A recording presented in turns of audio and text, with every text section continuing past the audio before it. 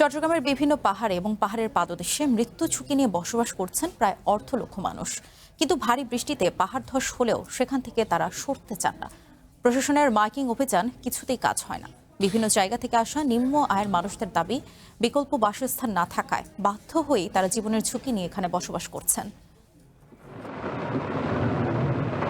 নিম্নচাপের প্রভাবে 2 দিন ধরে চলছে টানা বৃষ্টি। পাহাড় ধসের সতর্কতা জারি করায় চরম আতঙ্কে জীবন পার করছে বন্দরনগরীর প্রায় 6,500 পরিবার।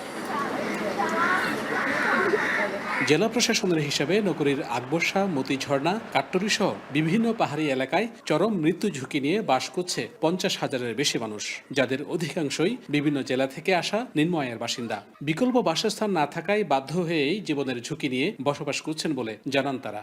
আমাদের আর কোথাও যাওয়ার রাস্তা নাই দিয়ে আমরা সরকারি জায়গার মধ্যে আমরা এখন বসবাস করতেছি। বাইরে ডুঙ্গারে আসে আমাদের বাংলাদেশ থাকতেছে, ঠিক আছে, কিন্তু ওরা আশ্রয় পাচ্ছে, জায়গা পাচ্ছে, কিন্তু আমরা অসহায়, আমরা কিছু পাইতেছি না।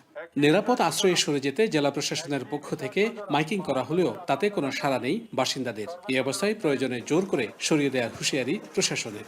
আমাদের শেল্টার সেন্টারে নিয়ে এসেছিলাম, তাদেরকে শুকনো খাবার দিয়েছি, রাতের বেলা দেওয়ার পরেও তারা আবার চলে গিয়েছে। তাদেরকে বোঝানোর চেষ্টা করছি, তারপরেও তারা না বুঝে, তাহলে আমাদেরকে অভিযানগুলো পরিচালনা করতে হবে।